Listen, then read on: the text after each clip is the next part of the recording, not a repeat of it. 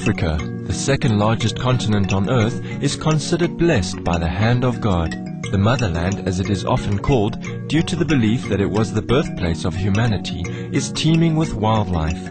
A strong life energy exists in its emerald green jungles, which are the sanctuaries of exotic flora and fauna. Its majestic mountains hold Earth's hidden treasures of gold, platinum and diamonds. The Nile winds and twists its way for over 4,000 miles northward from eastern Africa to Egypt, providing life source for countless creatures of God living under the limitless African sky. Many great and gifted beings have emerged from the African ancestry, including Nelson Mandela, Martin Luther King Jr., actor Bill Cosby, and supermodel Iman, who exemplify the grace and talents of the African people. God continues to bless Africa through a living master, whose mission of sharing the love from the Most High with humankind brought her to this land. In 1995, Supreme Master Ching Hai came to Côte d'Ivoire, the Ivory Coast in West Africa. The First Lady of the Ivory Coast, Mrs. Henriette Bedier, invited Supreme Master Ching Hai to the presidential palace as an honored guest. Upon learning of the condition of the local hospitals, Supreme Master Ching Hai immediately made a contribution to purchase necessities, equipment and medicine. She then was accompanied by the Prince of the Ivory Coast to the orphanages in the city of Abidjan. Supreme Master Ching Hai then continued on her journey to the Kingdom of Benin, once one of the most advanced of African civilizations. The royal family had arranged for a grand reception at the airport to greet their national guest. King Aguli Agbo and his queen welcomed Supreme Master Ching Hai to their palace and expressed their honor at receiving her in their country. During her stay in Benin, Supreme Master Ching Hai also visited hospitals, poor villages and several orphanages run by convent nuns. Supreme Master Ching Hai showered the children with her love and gifts. She also made a contribution to the orphanage of Saint Enfant Jesus in order for them to add more facilities. Before her departure from this country, the First Lady of Benin, Mrs. Nisefor Soglo, invited Supreme Master Ching Hai to her official residence, where a friendly meeting took place between them. In November and December 1999, Supreme Master Ching Hai traveled to the great continent of Africa again during her Middle East and Africa tour titled Heaven is Only the Beginning. She was invited to lecture in 3 of South Africa's largest cities, Johannesburg, Durban and Cape Town. Truth seekers in these cities yearned for the nectar of God to satisfy their inner longing. As Africa has gained the world's attention as a land of many cultures and beliefs, Cape Town, South Africa, was chosen as the ideal location to host the Parliament of the World's Religions on December the 1st through to the 8th, 1999. Supreme Master Ching Hai was among the world's spiritual and religious leaders who were invited to speak at the Parliament's opening ceremony and made a special prayer as well. Afterwards, a group of Zulu children dancers had the honor of meeting Supreme Master Ching Hai. Touched by their pure hearts and sincerity, Supreme Master Ching Hai made a generous contribution for them. During the course of a visit, Supreme Master Ching Hai not only shared the noble teachings of the truth with the people of South Africa, but also made philanthropic contributions to the poor and less fortunate, amounting to about $100,000. Many members of the media also requested to interview Supreme Master Ching Hai. Although her time was limited, she granted several interviews to some of the major newspapers, radio and television stations. Everywhere she went, the African people warmly welcomed Supreme Master Ching Hai as an honored guest in their land, as she brought a message of peace and love to their people. We invite you to listen to Supreme Master Ching Hai's lecture titled, Be a Torchbearer for God, delivered on November the 25th, 1999 in Johannesburg, South Africa. Ladies and gentlemen, it is time to experience the enlightening wisdom of the Supreme Master Ching Hai. Thank you, thank you.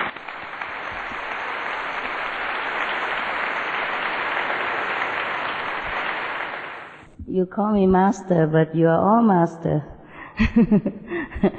You just forget.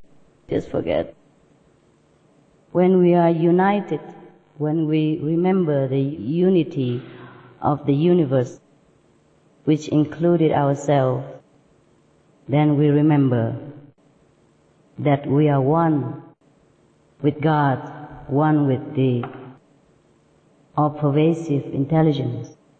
And when we have forgotten this, then we have forgotten everything. And we try to remember that through different means, like prayers, scriptures, yogas, meditation. All these are good. All these are good for us. One day, we will truly remember that we are masters. There's no one in this room or anywhere else who is not a master. Because we cannot be separated from the master, who is all pervasive, and we are in that pervasiveness, and we are one with that. And that's the only thing we are made of.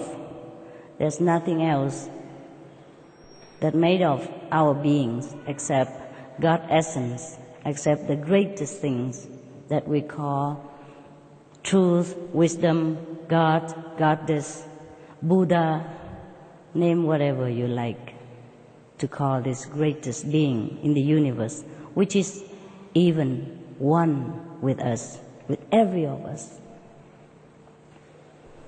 That's why at the time of death, the so-called ourselves or the body just lay flat on the ground or anywhere and doesn't move.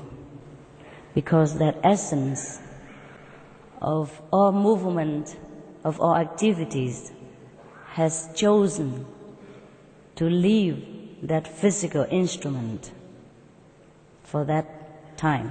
Maybe seeking another instrument for further experiencing the limitless, the vastness of this great being, which we call God, which is one with us, actually. Once we found the unity again with this all-pervasive intelligence, all-pervasive love, we call this enlightenment. We call this God realization or self-realization or attaining Buddhahood. Different countries name this intelligence, this wisdom, this greatest love by different terminology because they speak different language. Otherwise, they're just one. The oneness that encompasses all things, including ourselves. And we are never, ever separated from this oneness, even if we try.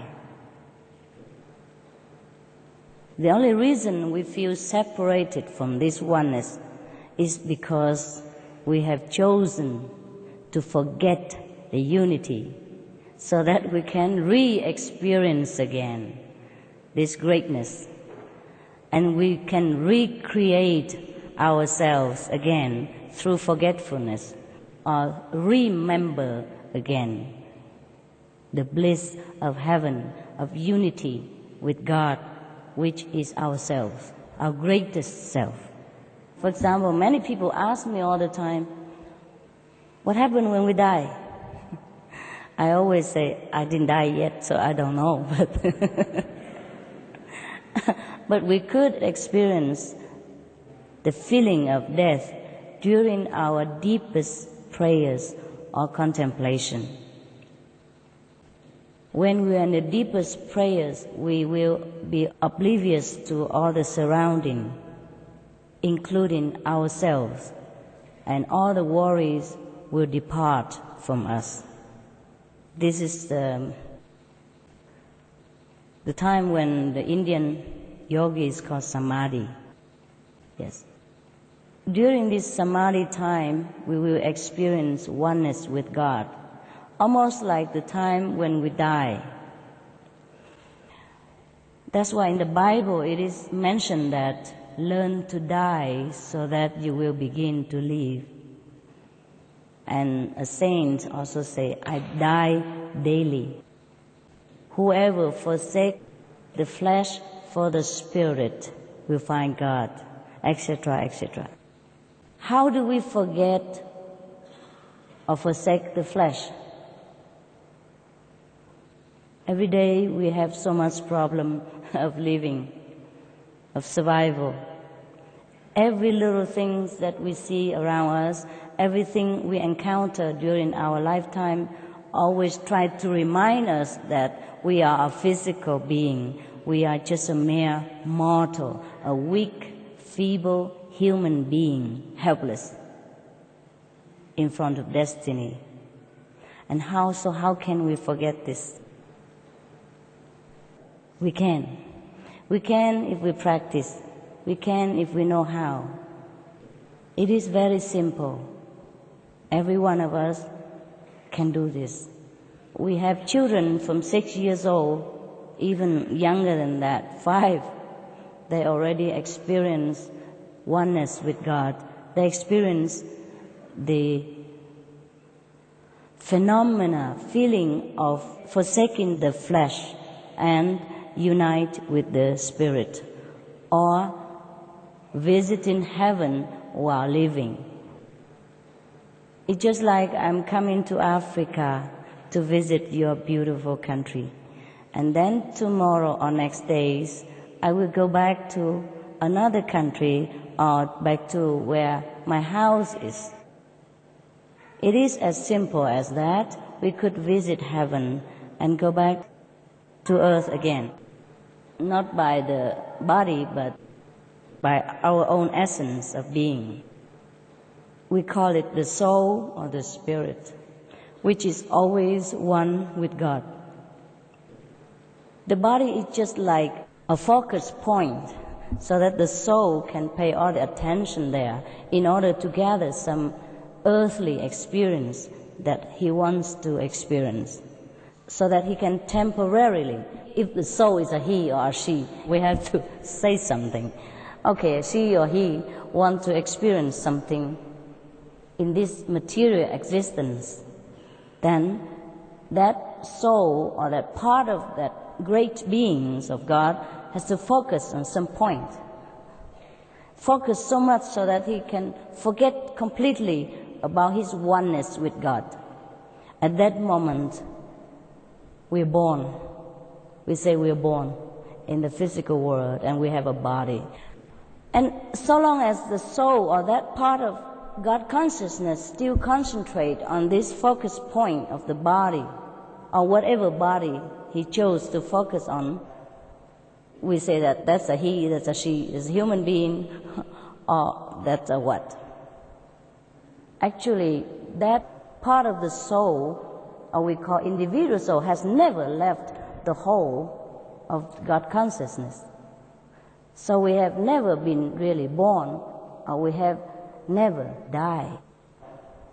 But we could have chosen, we could choose to forget completely about God, about the whole unity of ourselves, and just focus on this physical being.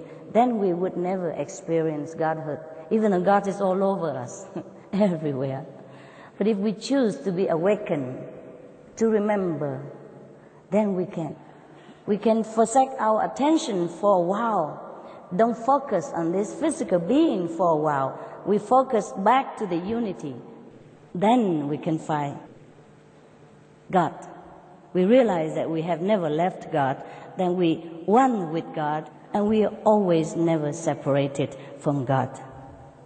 So that is just the secret of the universe.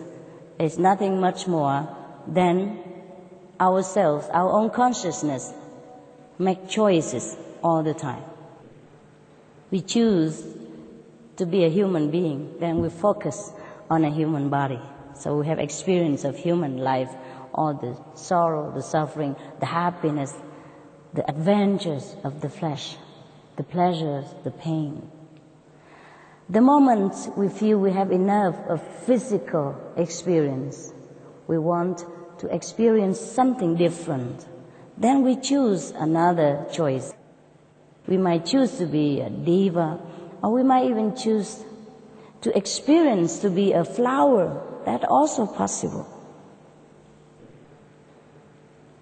And that's why it is born the theory of reincarnation, of transmigration into different levels of existence. But actually, we have never gone anywhere at all. Neither go up nor go down. We just forever flowing in the life force of the universe, forever being in God's heart, but forever experience different focus points for our own pleasure, for our own amusement. But while we are in the physical body, sometimes we have forgotten the wisdom of ourselves. Therefore, we have forgotten the choice that we have made before we came here. So the choice we have made might have led us to some pain or suffering. Then now we complain.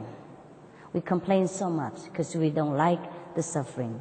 The body doesn't like the suffering. The mind doesn't like the pressure. But that was what the soul wants to experience. He wants to experience pressure so that he can appreciate again the freedom in God consciousness. He wants to choose suffering so that he can enjoy thousandfold again when he enters eternal bliss once more.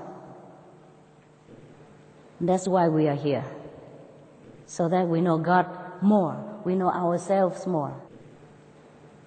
Just like we are the king of ancient nation, sometimes the king disguise himself as a commoner and go among the people in order to understand what true citizenship is like.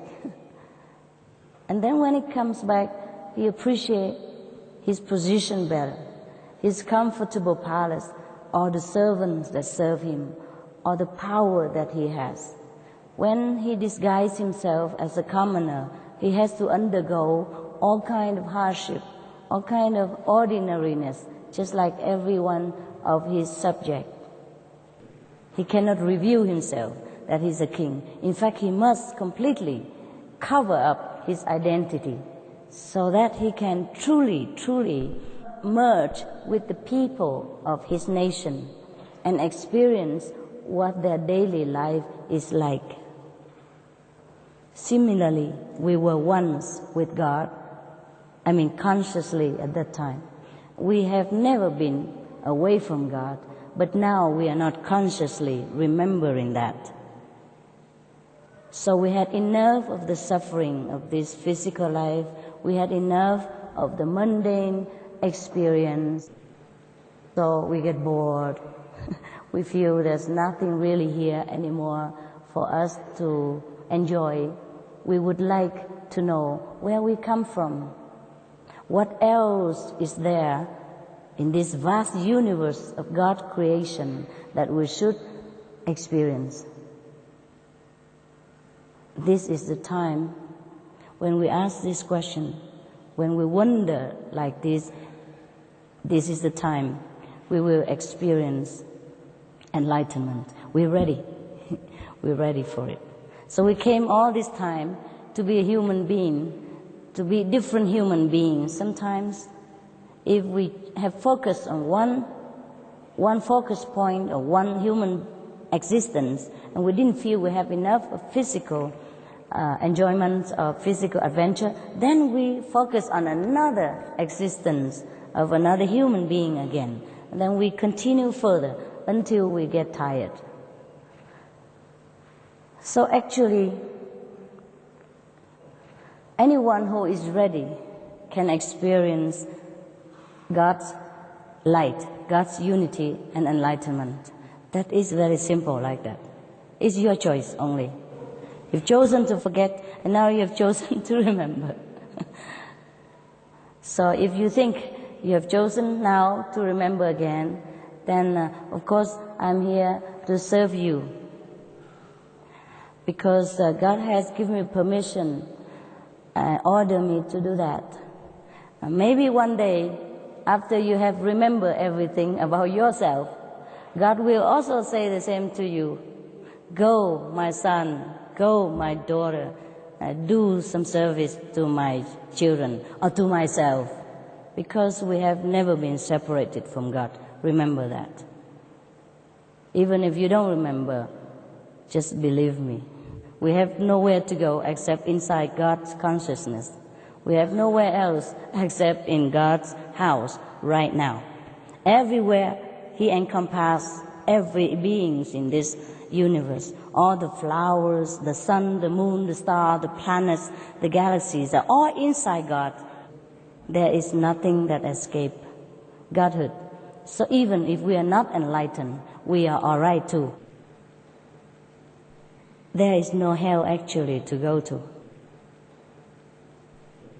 For a conscious soul, there is no such thing as hell, but just a temporary passing experience that he has to go through in the course of eternity, because he has chosen to experience some so-called suffering in order to grow, in order to understand happiness again. Every soul, every little part of God has chosen to walk a different path in order to experience different aspects of God. And the whole experience of all humankind or all beings made up the wholeness of God. Therefore, Jesus said, love thy neighbor, even love thy enemies, because everyone on earth, they have chosen to play that role only. There is no enemy. Just us, just God, different focus points to make life more abundant, more variety, more different, more colorful. Just like He made us, even so different colors, so that we can enjoy each other. Like I look like yellow cornflakes, corn, and you look like chocolate.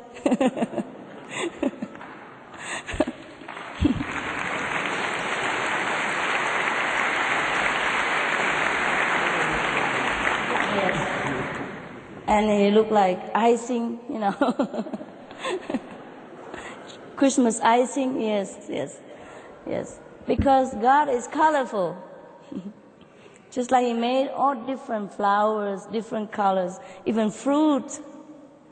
From the same soil, we obtain so many different fruits and different flowers. They're all different colors. The African people chose to always wear colorful clothes because inside, I think they feel that they are very close to God. They're so happy.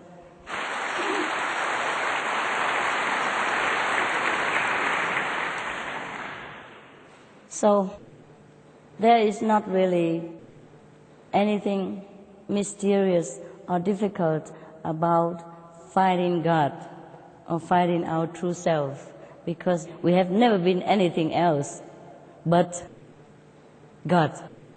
God's essence, one with God, or God's children, God's offspring, a spark of God, a part of God. It's just like the fish in the sea is born in the sea, it lives in the sea, and when it dies, it becomes the sea again, you know, thing like that. So we have never run anywhere. I just want to tell you the good news that I have found out, that we don't have hell to go to. We never be forever condemned in that eternal darkness or suffering. There is no such thing as eternal suffering, because there's only eternal love. The problem with us now is that we have to change our thinking. We have to change. We have too much guilty feel about everything. Feel guilty if we're successful. People make us feel guilty if we're rich even. If God gives us some richness or successful business, people make us feel guilty.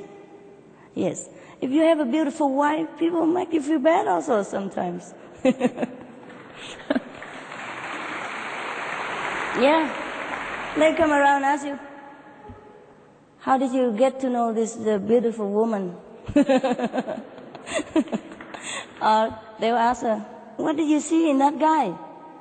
Huh? He's so ugly. Thing like that. Yeah, it's none of their business. They make you feel bad. Yes, they make you feel guilty if you have a lot of money.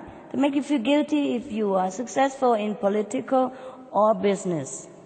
And the whole world is feeling guilty about so many things because we have been taught that way. This doctrine is never right. So Jesus has to come. Moses has to come to set us free. Set us free not just by his sacrifice, but by the teaching, telling you that God is all loving. Knock and it shall be opened. Ask and it shall be given unto you. But where do you knock? Yes, we couldn't even knock anymore. We're too weak. We're burdened with guilt and fear from this revenge for God. There's no such thing as revenge for God. He is revengeful. He's like us, like you and me. War God. You do something good to me or else. This is not God. Can you imagine such a God? We don't need to worship such a small-minded, narrow person. If he is really a person, if there is a God like that, we should not worry about worshiping him. Because it's just like one of any of the power abusing people. Even in this planet, think about it. You have children, or you have wife and husband. Sometimes your wife make mistakes, your husband stray a little, you still forgive him. You still hug him and, okay, I forgive you, don't do it again. Your kids sometimes give you so much trouble because they're stubborn, they don't listen to you, they cause you headache. You still forgive them, you still love them, and give them the best love that the parents can afford. Even money, everything, sacrifice. So how would a God,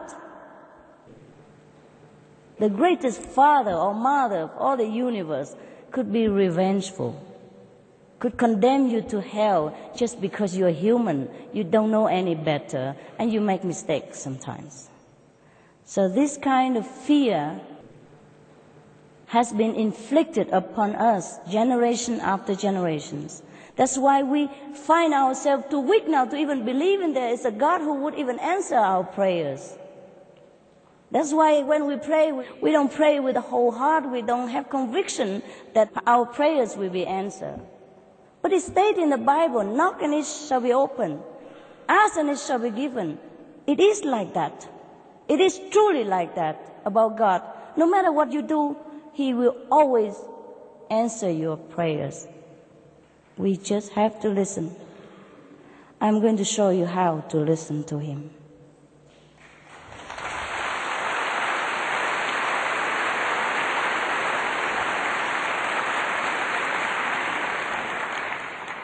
This we have to change, our way of thinking. We have to believe from today that God is all forgiving, all loving. Even if you don't believe God is all forgiving or loving, you believe Jesus has come here and He has sacrificed for you. And I'm going to show you that what He said is truth. I'm going to show you that really there is a God, God Father, God Mother, or Buddha, whomever you believe.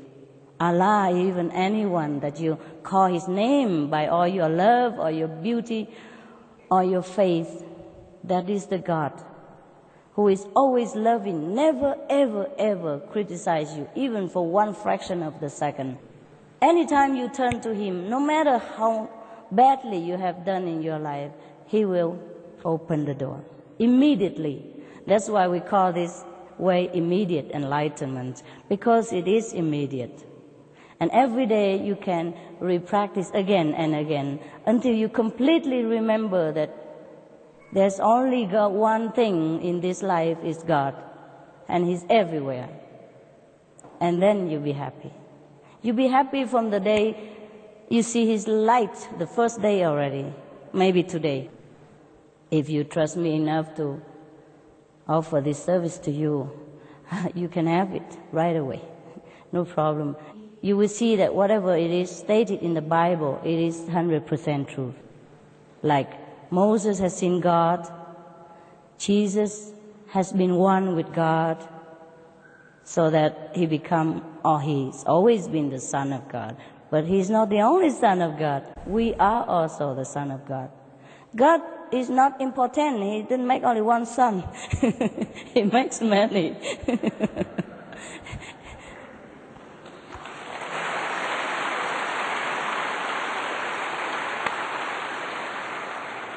It just, Jesus has remembered. He has remembered the highest self of his connection with God. He has remembered the whole thing, and we have not remembered. That's all. There were two sons of the king. One has been wandering all over the land and has forgotten that he is a prince. The other stayed with the father and remember that he's a prince. Both are princes, yes. No difference. One day he remember, he come back, it's the same, yes.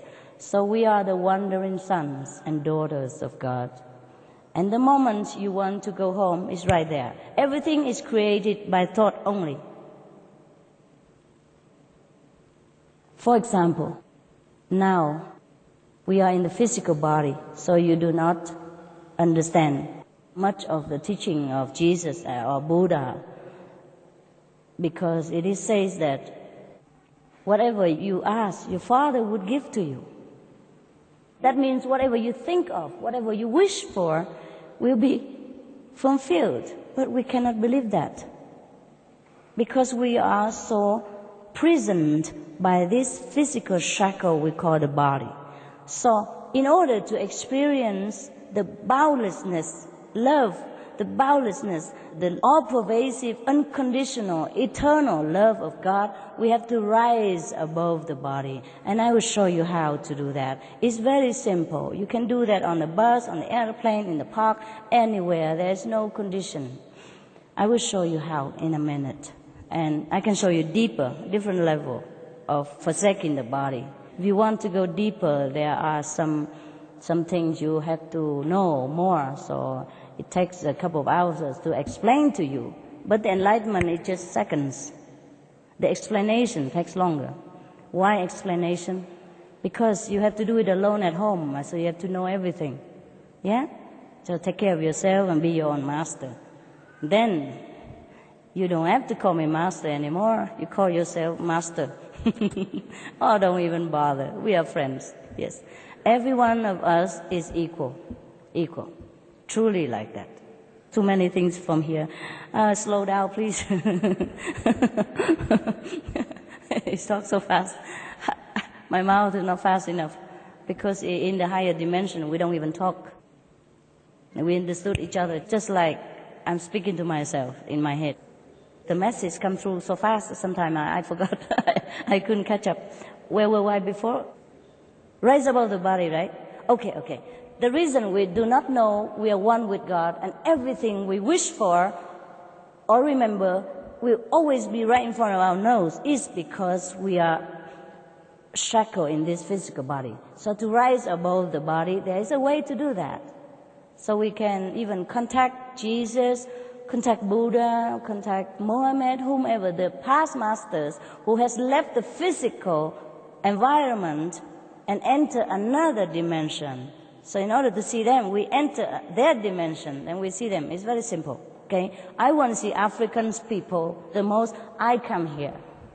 When I want to see English people, I go to England. There are some English people who come to my place sometimes, or some South African brother come to my place sometimes, but they're rare, see? If I want to see the whole Africans people, I come here. That's it.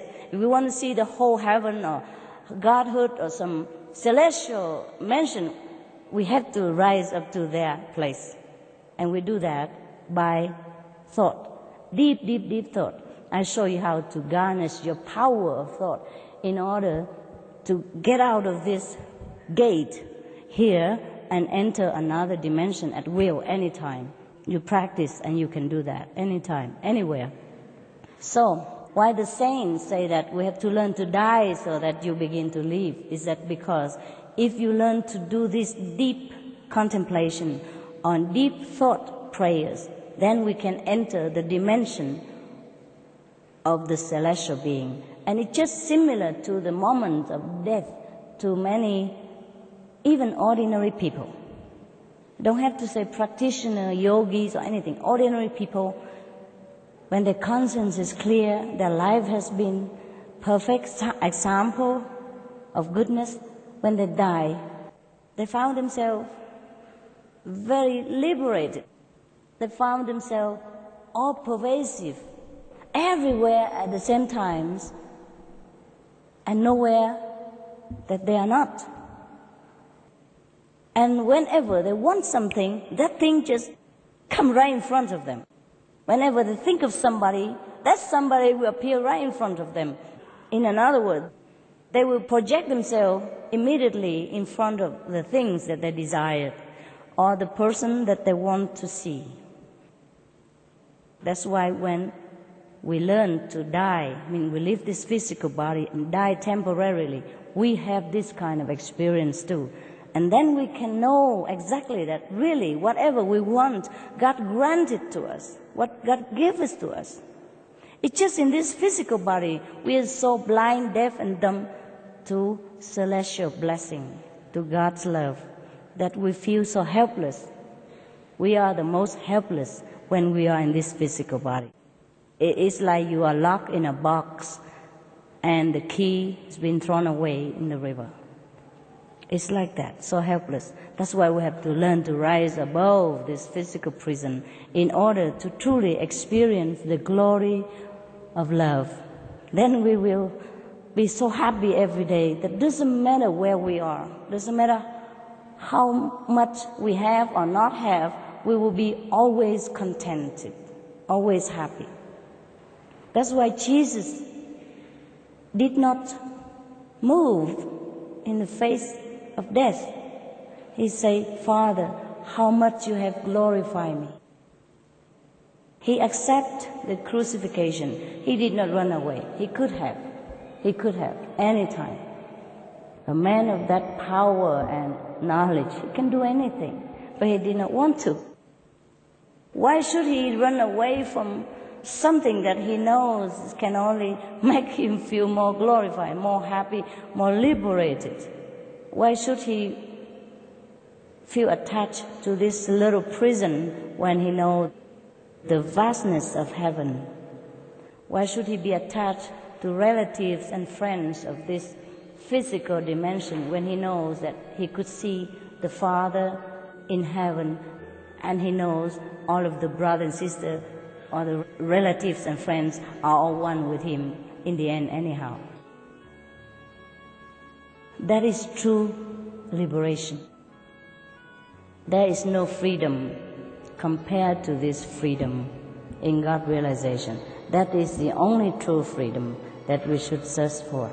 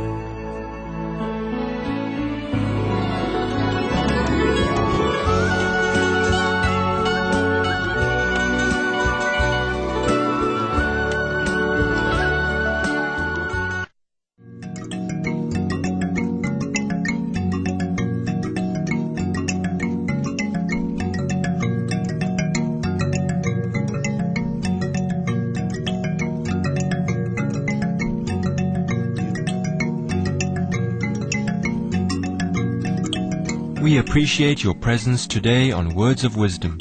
Please join us again tomorrow for part 2 of Be a Torchbearer for God. Up next is a journey through aesthetic realms. Please stay tuned to Supreme Master Television. May our world flourish in peace, harmony, and loving kindness.